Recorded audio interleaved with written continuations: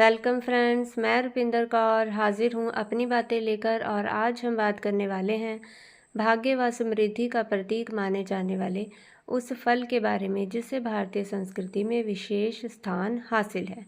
इस भारतीय फल का नाम है आम। आम की पत्तियों को पूजा अर्चना के समय कलश के ऊपर सजाया जाता है। घर के दरवाजे पर पत्तियों का तोरण बांधा जाता है ताकि घर परिवार में सुख समृद्धि और संपन्नता बनी रहे। आम का इतिहास अति प्राचीन है। भारत में आम अति प्राचीन काल से उगाया जाता रहा है। यह न केवल भारत का प्रसिद्ध फल है बल्कि दुनिया भर में इसने अपने अनोखे मीठे रसीले स्वाद की वजह से प्रसिद्धि हासिल की है। कालिदास ने अपनी कविताओं में आम का गुणगान किया है। सिकंदर ने इस फल की खूब तारीफ की है और मुगल सम्राट अकबर ने प्रभावित होकर दरभंगा में इसके 1 लाख पौधे लगवाए। उस बाग को आज भी लाखी बाग के नाम से जाना जाता है। संस्कृत भाषा में इसे आम्र कहा गया। शुद्ध हिंदी में आंबा अमृत फल कहा गया। समय गुजरने के साथ अक्षरों में बदलाव हुआ और अब काफ़ी समय से इसे आम नाम से पुकारा जाने लगा।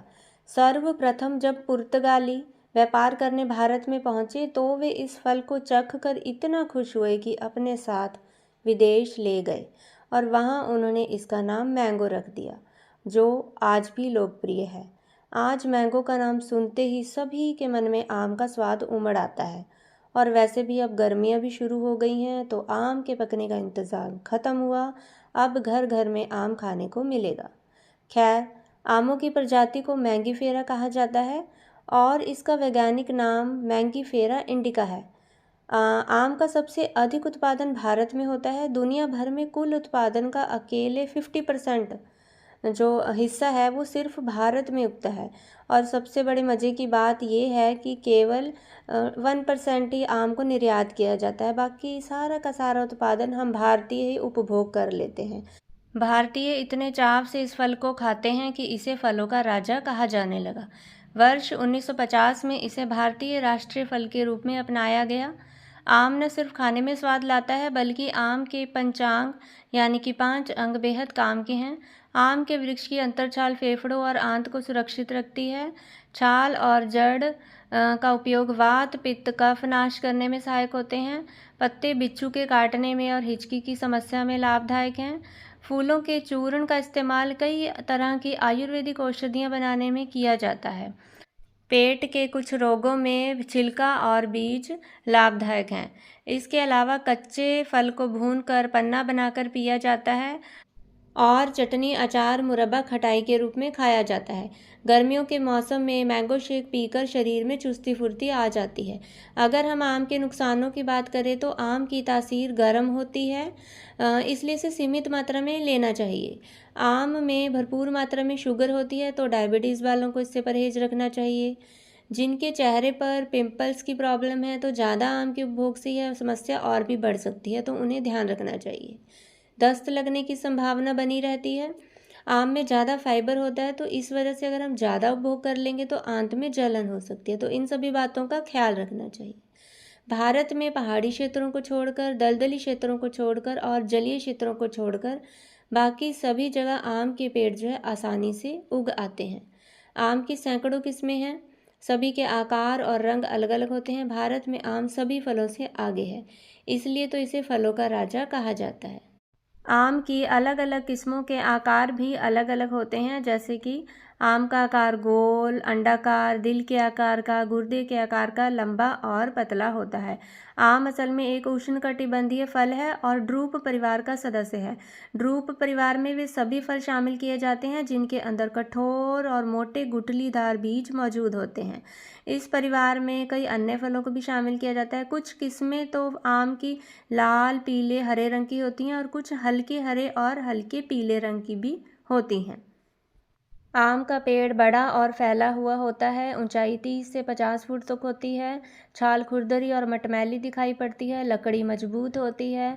तना भी लंबा और मजबूत होता है। इसके फूल छोटे और समूह में उगते हैं। लंबी उम्र वाला होता है यह पेड़ और विशाल होता है। फल एक गुठली वाला होता है। रस से भरा होता है। गूदेदार होता है। फल में मौजूद गुठली रेशेदार भी होती है और कई किस्मों में वो बिना रेशे वाली गुठली भी पाई जाती है। आम को उगाने के लिए किसी विशेष मिट्टी की आवश्यकता नहीं होती। आम को सभी प्रकार की मिट्टी में पैदा किया जा सकता है। बस मिट्टी कंकरीली और पथरीली नहीं होनी चाहिए।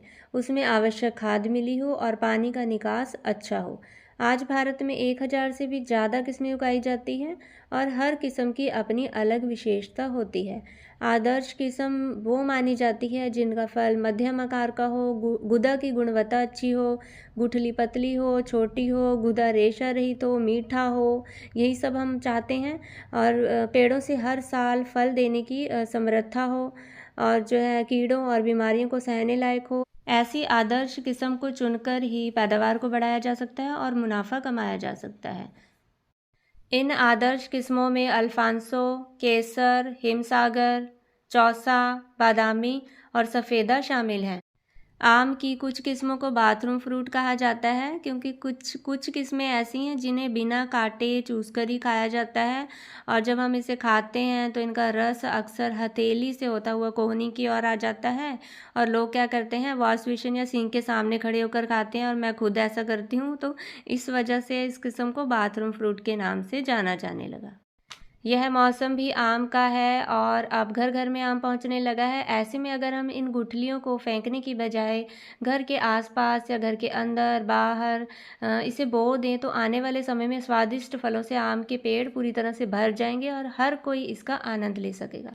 तो आम तो सबसे अच्छे होते हैं। 100% लोगों को आम बहुत पसंद है।